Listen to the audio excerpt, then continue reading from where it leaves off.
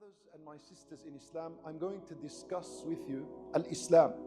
Of course, you all know that Allah subhanahu wa ta'ala created us on this earth for a purpose. And He mentioned this purpose in the Quran. He said, الَّذِي خَلَقَ الْمَوْتَ وَالْحَيَاةَ لِيَبْلُوَكُمْ أَيُّكُمْ أَحْسَنُ عَمَلًا. We're on this earth as a test. Allah is testing us on earth. And this is not strange. Every single day, when you're on earth, living, moving on in your day-to-day lives, there are tests as well. You're students, you know the concept of what a test is. You know when the teacher says to you, you're going to be examined. In maths, we're going to give you an exam this Friday. English, your test is going to be on Monday. What do you do before this exam? Of course, before the exam, well, I hope the vast majority of you study, you put some effort in, right? You memorize your work, and you're stressing out the night before, a few days before. For some, they don't care. For some, but I hope the vast majority do care. So you put a lot of that effort or that stress into that work and so on. And then you come to the day of the examination and you begin to answer the questions to the best of your ability. As you're doing your exam, you can do the necessary changes you want. You can liquid paper what you want. You can amend certain things. You can change certain things because the examination sheet is still in your hand. Once the bell rings or the time is over, you need to hand over the sheet. Once you hand it over, khalas, the exam's over and you can no longer do any change. Well, the same concept that we face in this worldly life is similar to what we are expecting in the afterlife. Allah Azza wa Jal created on earth, and every moment of our life is an exam. Right now, think of having the examination sheet with us. We have an examination sheet right now. Right now in this worldly life, we can amend things in our life. We can liquid paper things. We can change things. Someone's behaving in a very bad manner, you can change that. It's not too late. You're upon some sort of sin, you can change that, you can amend, you can fix. Once we die, we've handed over the sheet. We've handed over this examination paper.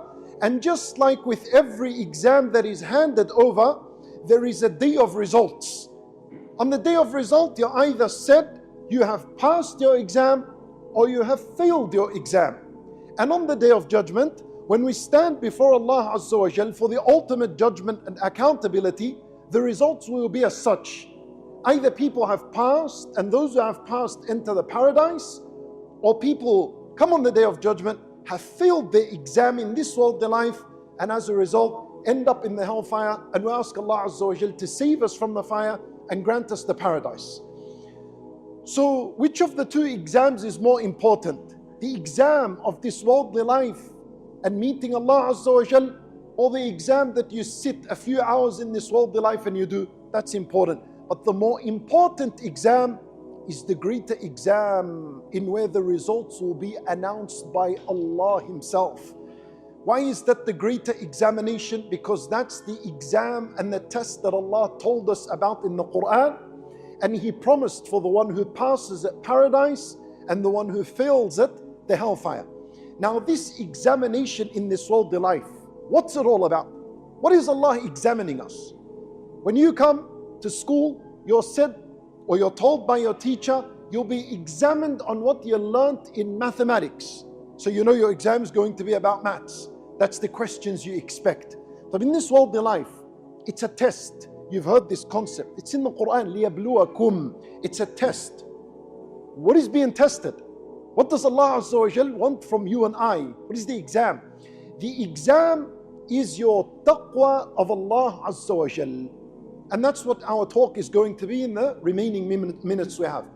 What is being examined is taqwa Allah. So now I'm going to ask a question. And I'm hoping that by the end of the lesson, you all walk out knowing exactly what taqwa Allah is. That's our lesson going to be, nothing more than that. Taqwa Allah. I'm going to break down this concept in a very realistic, simplistic matter that you will never forget ever again, inshallah. But pay attention and learn. You've all heard this word, the taqwa of Allah. This is the essence of our relationship with Allah, and that is exactly what Allah is testing us on earth. If you come on the day of judgment and your taqwa of Allah is a tick, you've passed. If your taqwa of Allah was a cross, a person fails. Taqwa of Allah is two parts. Since this room is divided into two halves, I'm going to give you one half and the other side another half. We'll give examples on that and we're going to end. Here, when we say the taqwa of Allah, it means first and foremost to do what Allah commanded and obligated. And the second part of a taqwa is to keep away from what Allah forbid and prohibited. Is that simple? That is what taqwa is. So let me go here and discuss some of the pressing matters on a taqwa that we need in our life. We said that taqwa is to do what Allah commanded. From the most important matters that Allah obligated upon us, the first and foremost thing is something called at-tawheed. At-tawheed means to accept the oneness of Allah. So as a human being, we worship Allah and no one and nothing else. We don't worship any human being. We don't worship an idol, a stone, a monkey, a cow, or anything else. We don't worship any of that. We worship the Lord of the one who created all these matters. Okay? Why? Because obviously He created us. He sustains us and provides for us. He caused our life. He causes our death. And He decrees all our affairs and matters. So why not? Why not worship Him and show absolute loyalty and love to Him?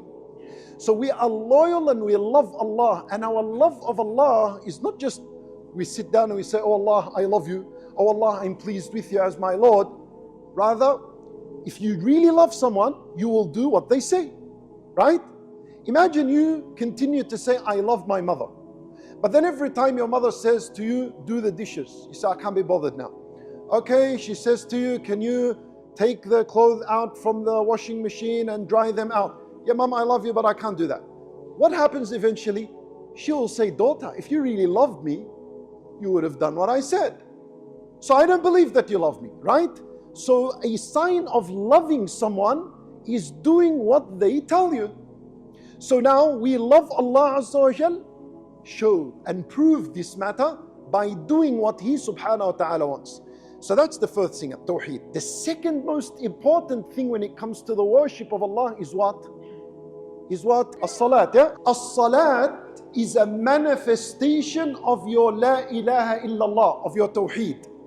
If you truly say La ilaha illallah from your heart, and if you truly love Allah, then don't display that in words, show it in actions. And the greatest action you will ever do that proves your love for Allah is the 5 daily prayers. Now, many youth today struggle with 5 prayers. They struggle. They don't pray 5 prayers on time. And it's very upsetting. Why? He says, Wallah, I love Allah, but I don't know, man. I can't find that energy to pray. I'm going to give you a tip now, a secret, private tip, that if you were to implement in your life, I will guarantee you 100% you will never miss a salah ever in your life. Listen to me very carefully. Very carefully listen. You all have phones, or perhaps the majority of you have phones, right? Okay. And then you know that on the phone there is an app that calls the adhan. Like what? Give me an example. Muslim Pro, mashallah. Excellent, fantastic. There's a lot of apps that have the prayer times. This is what I want to do. That's the secret. Listen, listen. If you want the secret, listen, listen. Whoever's struggling. Tonight, when you're on your phone, if you haven't downloaded the app, download it. Then turn on notifications.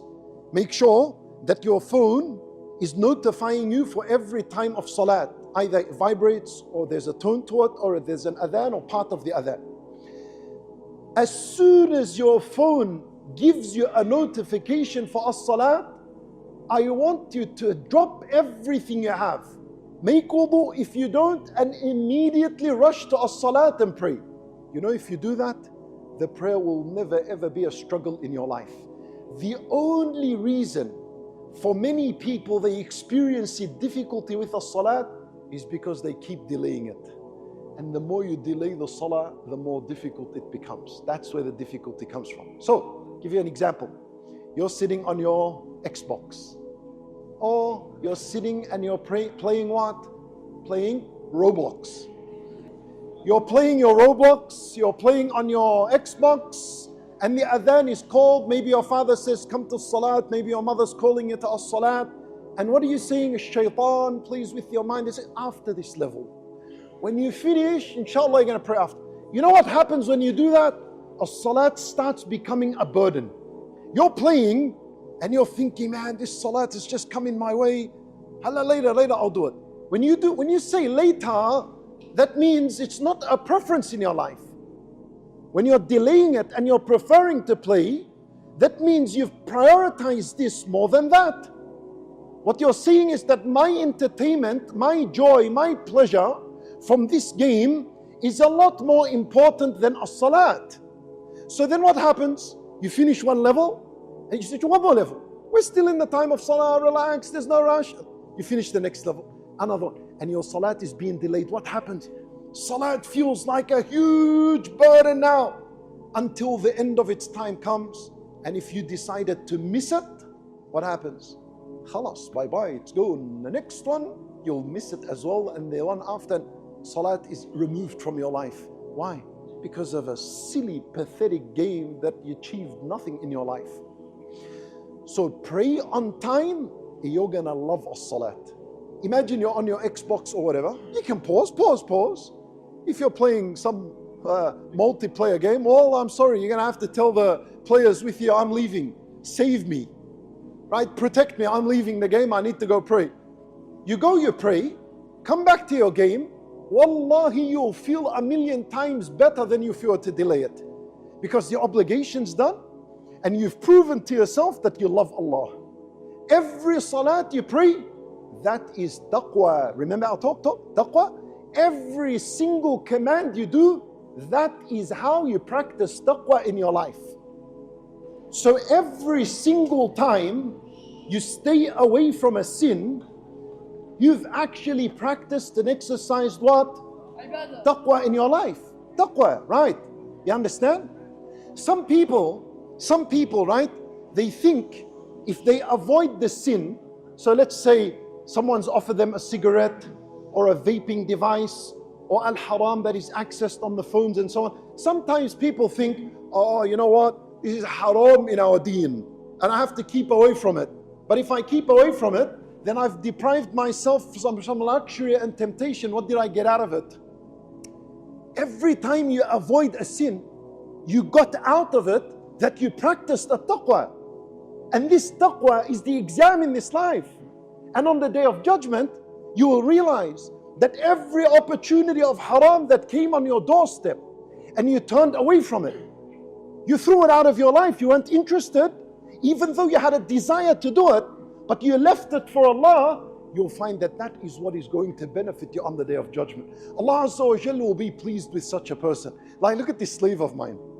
I gave him so much opportunity to do haram. He could have done it. It was very easy to do al-haram.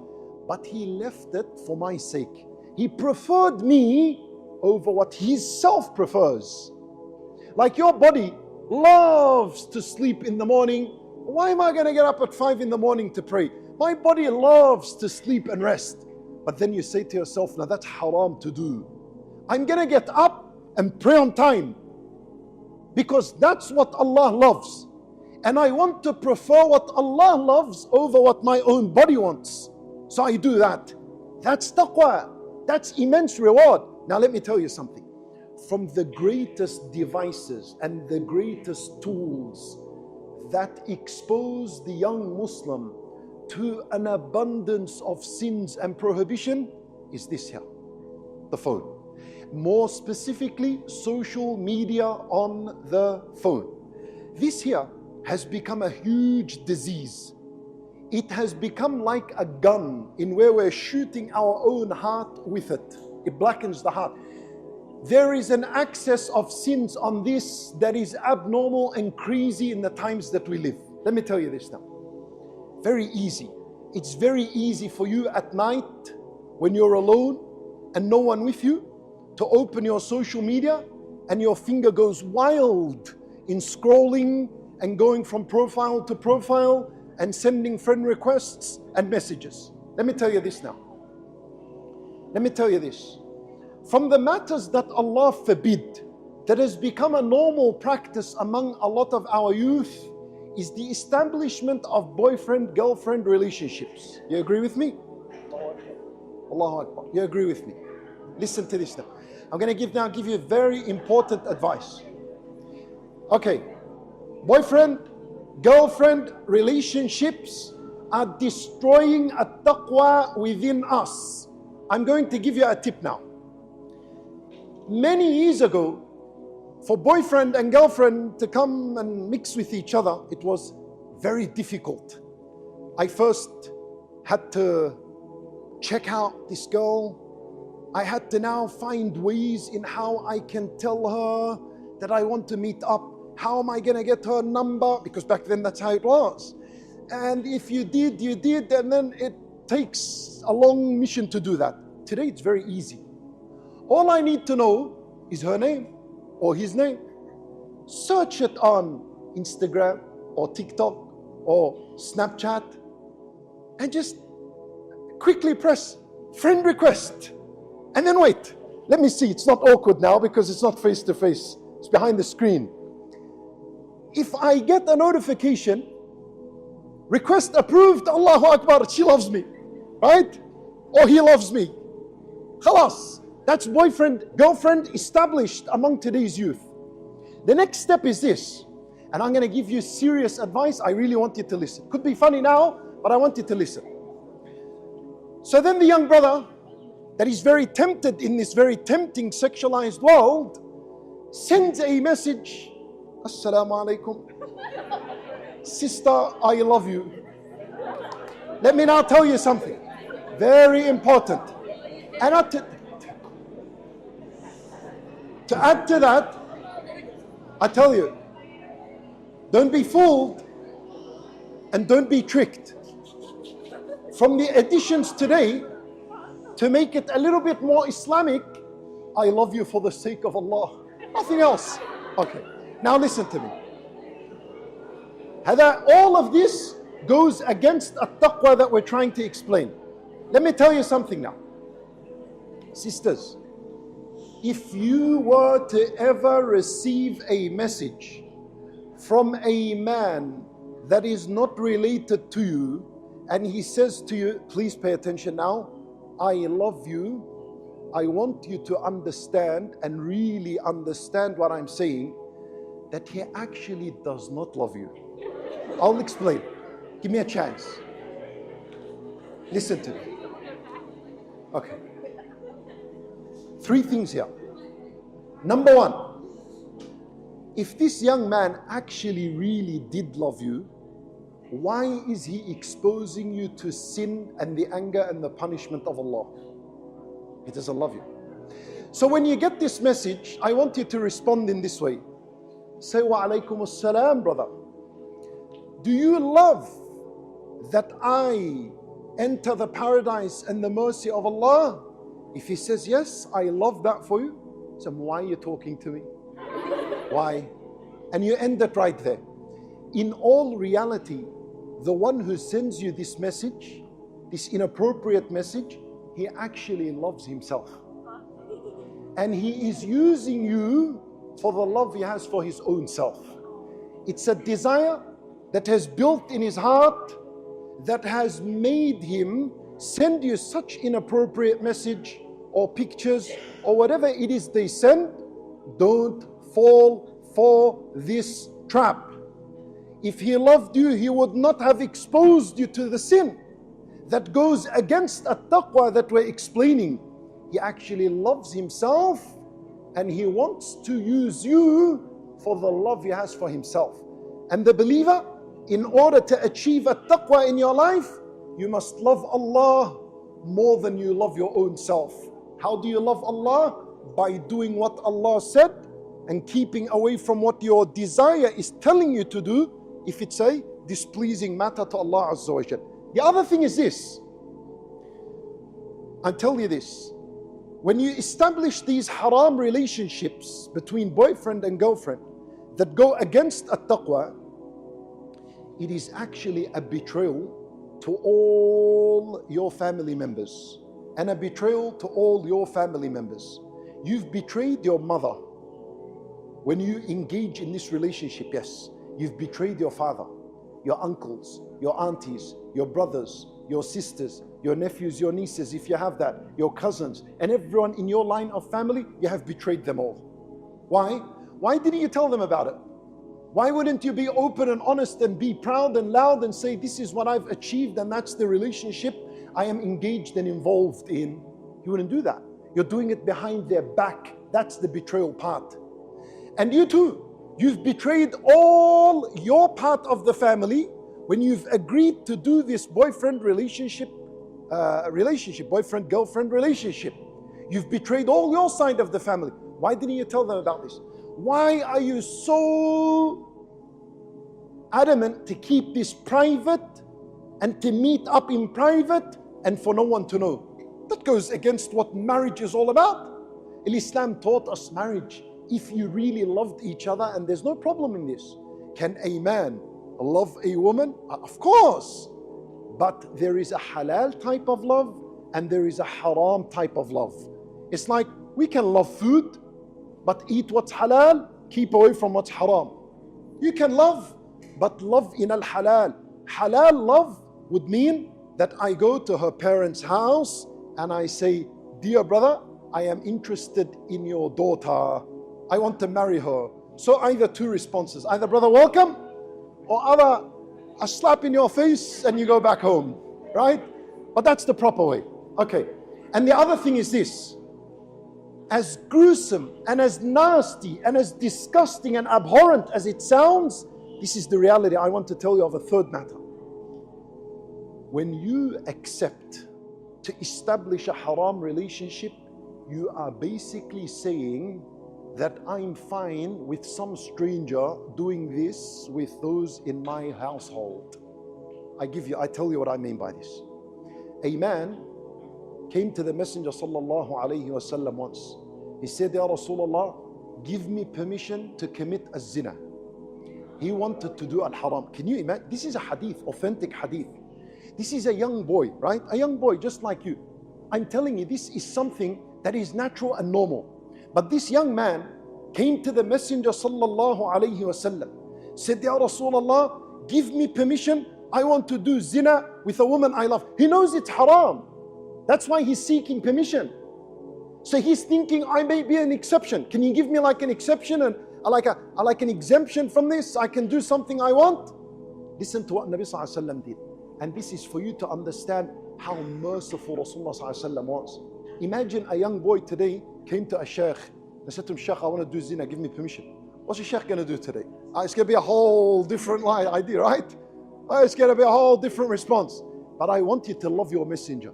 Look at Nabi sallallahu alaihi wasallam. He understood the youth. He connected with them on a way like no one would ever connect. The more you read about Rasulullah sallallahu alaihi wasallam's life, the more you're going to wish, I wish he was now among us and our teacher. Listen to what he said to this young boy. He said to him, come. He said, do you like for a person to do this to your mother? He said, no. He said, how about your sister maybe? He said, no. He said, how about someone doing this to your auntie? He said, no. So then, the Nabi sallallahu alayhi wasallam put his hand on this young boy's chest. And he said, oh Allah, forgive his sin. And oh Allah, purify his heart. Because the heart's diseased when you're wishing for a sin. And oh Allah, protect his privates that he doesn't do anything haram. The boy, the man, he said, he walked out. He said, when I entered upon the messenger, the most beloved thing to me was a zina. I couldn't wait to get that permission. The moment I left, he said, the most hated thing to me was a zina. So what we learn from this hadith is that if you're pleased to establish that haram relationship with a foreign woman, not from your family, what you're basically saying is, I'm fine with people doing this with my own mother. That sounds horrible, but that's the reality. If you agree I'm going to meet up with this girl somewhere in the back of a petrol station. I'm going to touch her and kiss her and then I'm going to go home. What you're saying is, I'm fine with someone doing this with my own sister and my own mother and my own auntie.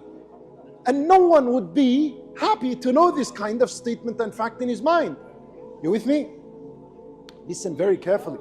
These are very important points, wallah. I tell you, we at times may giggle and laugh a little bit because it sounds funny, but you do not understand how many of our youth have already passed that red haram line and they are involved in so much haram. They are regretting themselves. They are basically in some type of severe depression. Some of them even fall pregnant to al-haram. Then what do? Abortion, that's murder, so haram by murder. The family doesn't know. If the family knows, they are embarrassed. People end up killing their own family members, and that's not right. But the situation becomes so horrible. How do you cover it up? All because of what? Because of a disease, a desire you had in your heart you couldn't control. Where was your taqwa? Where was the taqwa? The taqwa was supposed to hold you back from al-haram. You can love whatever you want, but you can only love in that which Allah allowed us to love. And keep away from haram matters. That is what at-taqwa is, and it's a lot beneficial for you.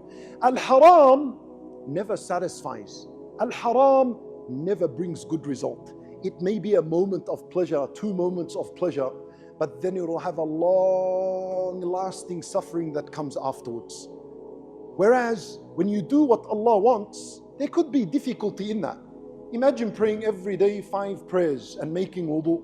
I'm not saying this is an easy matter. There's going to be difficulty. I obviously expect difficulty. You're wearing al-hijab, mashallah, may Allah strengthen you all. I'm not suggesting here that it's going to be something easy. That's going to be something difficult, especially in this day and age that we live in. When you walk out or you're on your social media scrolling and seeing every second woman wearing the best of whatever it is, so attractive, so beautiful, with so much makeup, and then you're thinking, look at the mirror, why am I dressed in this way? How do I fit into all of this? It's not going to be easy. It's not going to be easy to uphold your hijab. But if you are to do this, then you understand there is great reward in this. That is what taqwa is. That's the test in life. That is it. The test. You know, when I say test, that implies what? Difficulty. When I say you have an exam this Friday, already you're panicking. Oh, difficulty, struggle, I need to wake up extra hours in the night. When I say the worldly life Allah put us here for a test, it implies the same thing. It's got to be difficult. There's going to be hardship. But at the end, the result, the reward's going to be fulfilling. Imagine you passed your exam and you're sitting there in class resting. Alhamdulillah, finally my hard work paid off. Right? Yallah, we're finishing off in 2 minutes. You see how excited you are? Imagine then the greater excitement you'll enjoy on the Day of Judgment. And the Day of Judgment, for each and every single one of us, it's very soon. It starts the day you die. And the day you die, the day you and I die, is any day. No one is guaranteed to live this night. No one of us here is guaranteed that we'll wake up next morning. So uphold the taqwa, do what Allah wants, keep away from what Allah forbid. وَبِإِذْنِ ta'ala, you'll be very impressed with the result in your grave.